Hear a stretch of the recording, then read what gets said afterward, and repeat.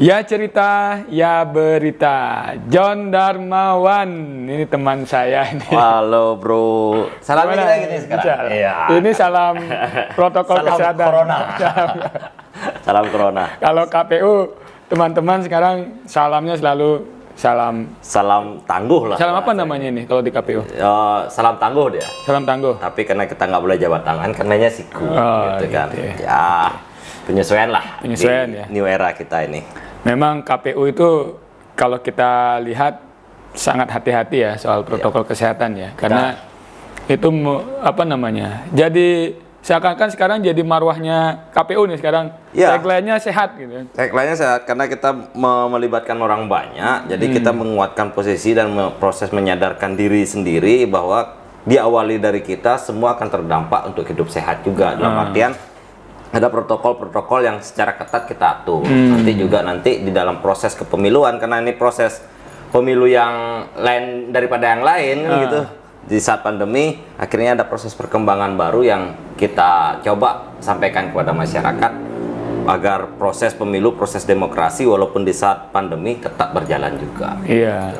Kalau kita amati ya dari proses pemilu dan pilkada sejak era reformasi. Nah, ini yang paling unik nih.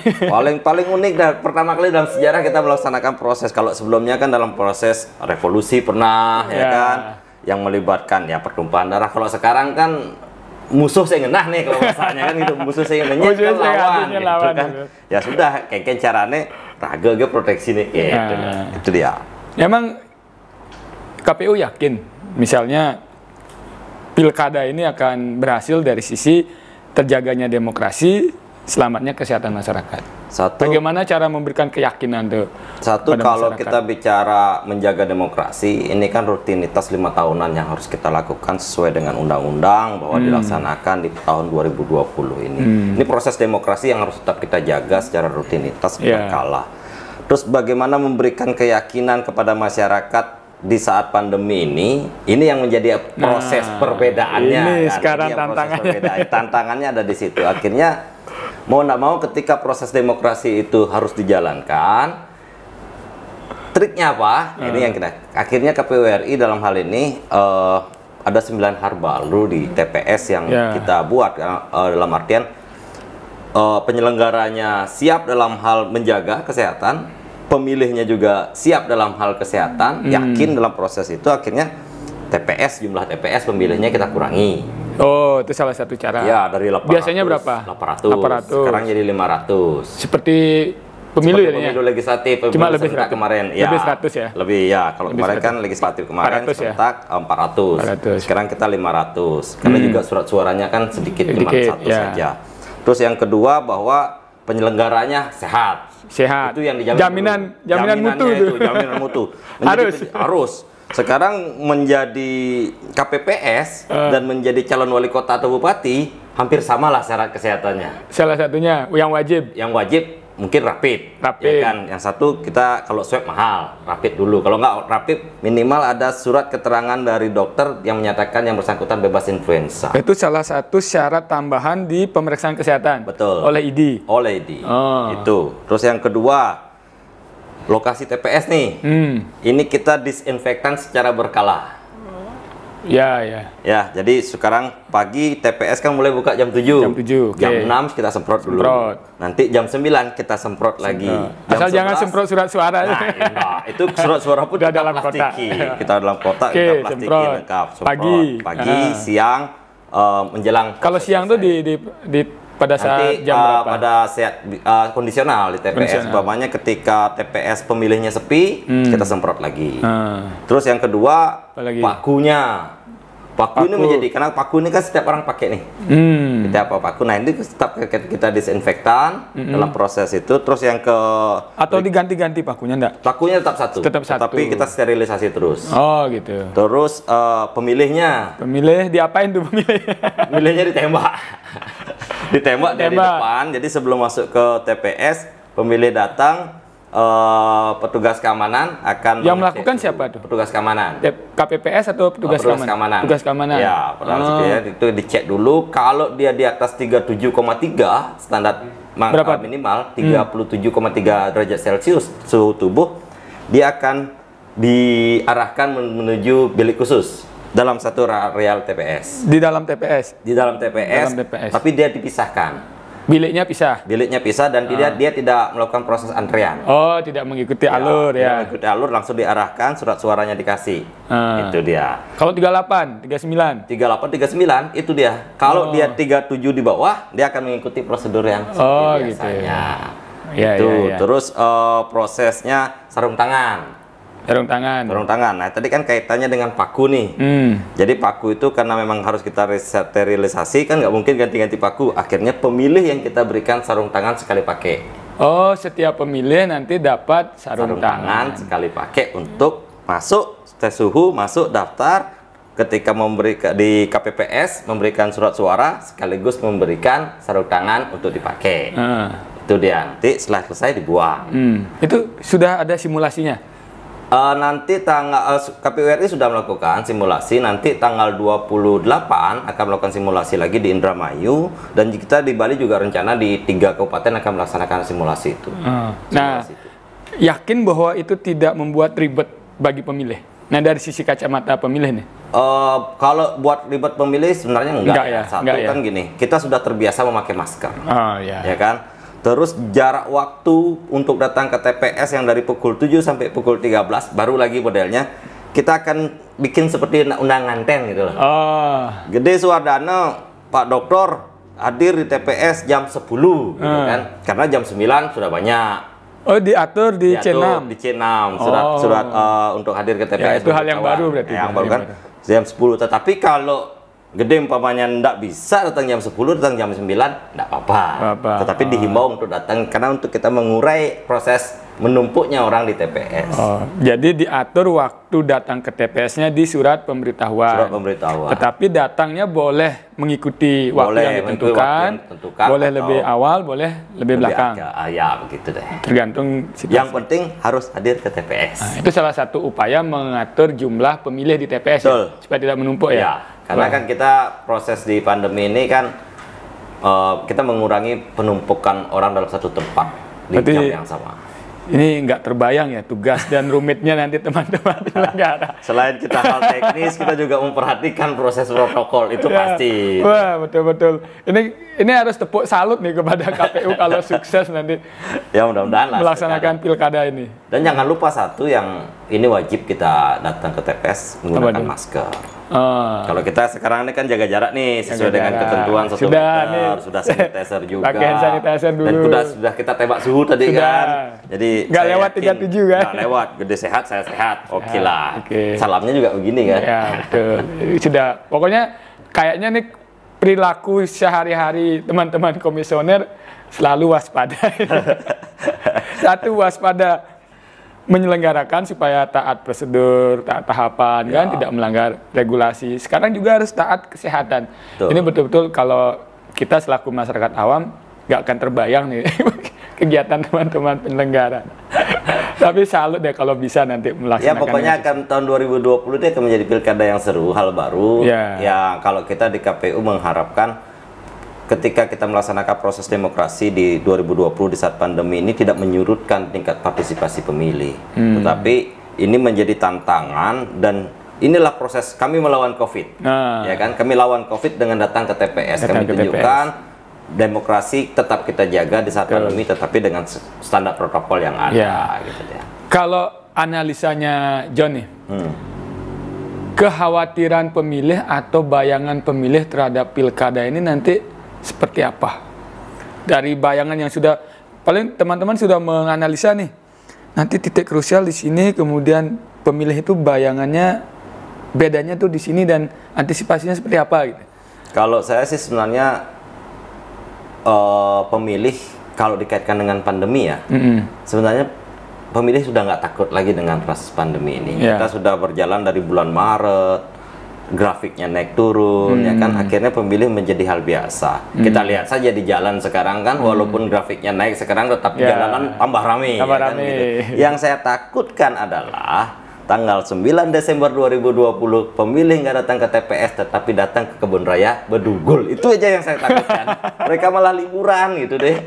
Iya, sekarang aja saya lihat ini John, saya datang dari Buleleng nih ke Denpasar hari Sabtu, Minggu, penuh itu. Nah itu. Kemudian saya pernah pulang ke Bangli, penuh juga di Kintaman. Iya. Apalagi sekarang setiap hari itu hari libur ya. Nah itu dah setiap hari libur. Akhirnya kan karena anak-anak sekolah kan juga nggak sekolah nih. Ya.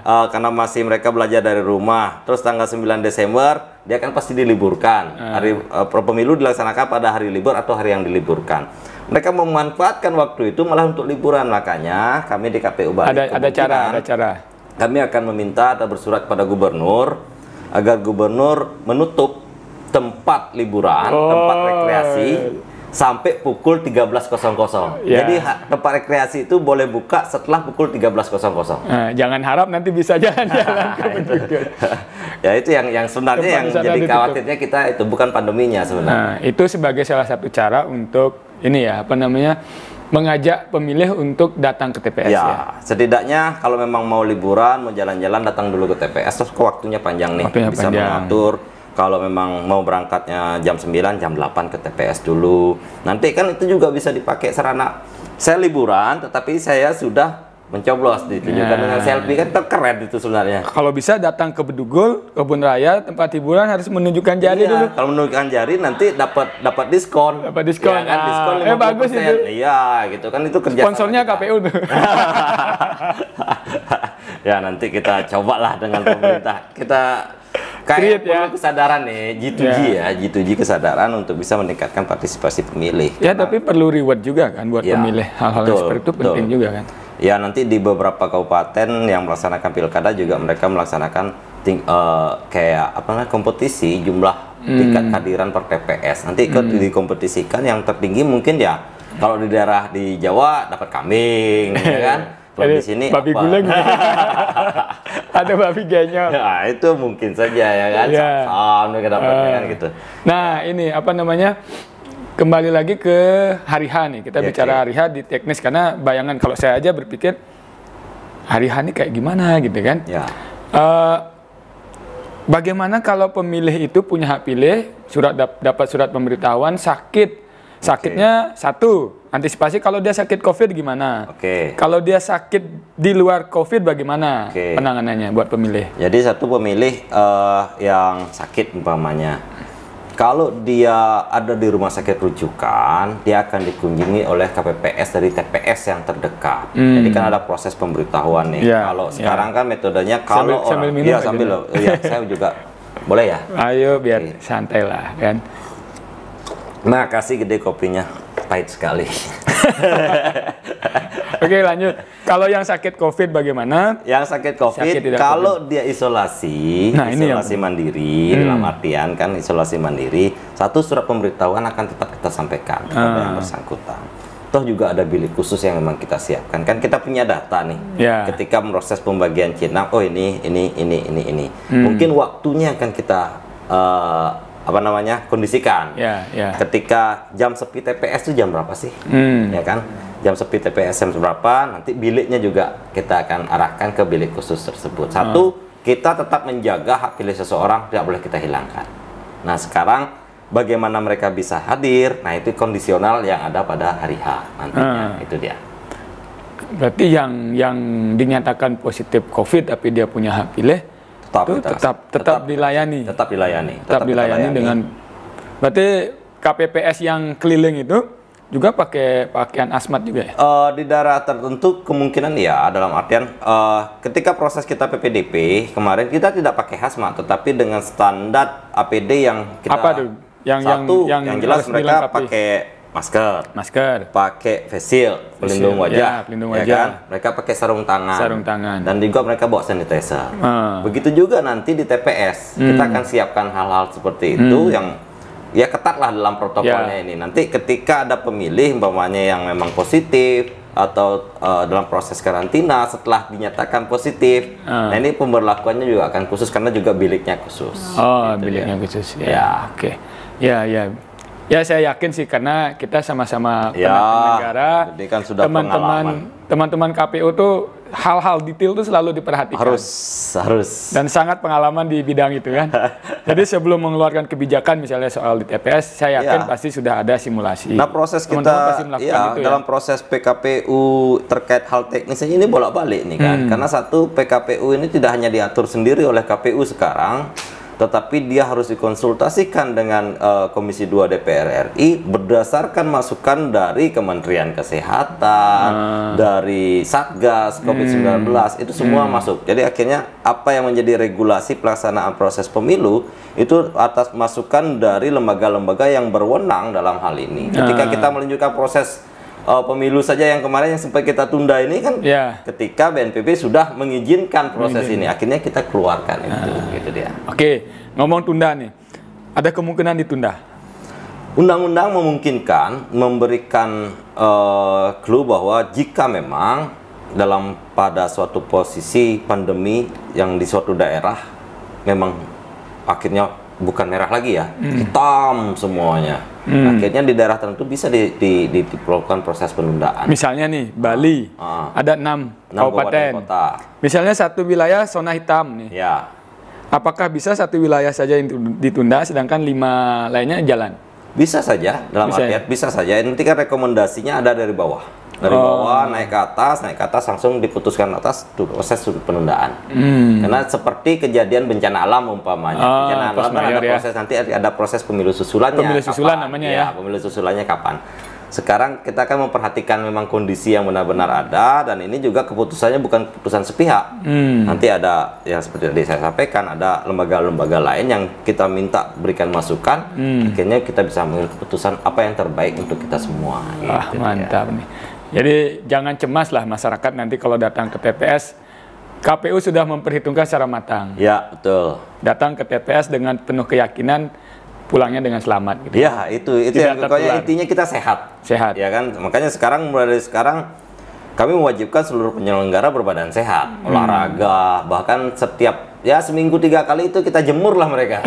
Kita jemur 15 menit di bawah matahari kan, pukul 9 untuk menaikkan UV-nya dan segala macam. Pokoknya intinya KPU udah boleh sakit. Ketika KPU sakit, nanti pemilih akan sakit juga. Ya kan? Logikanya kan seperti itu. Karena kita yang melakukan proses kerja ini, kita juga bertanggung jawab terhadap diri kita untuk pembuktian kepada masyarakat. Kami sebagai penyelenggara ingin memberikan rasa nyaman kepada masyarakat dengan apa? Berbadan sehat dulu.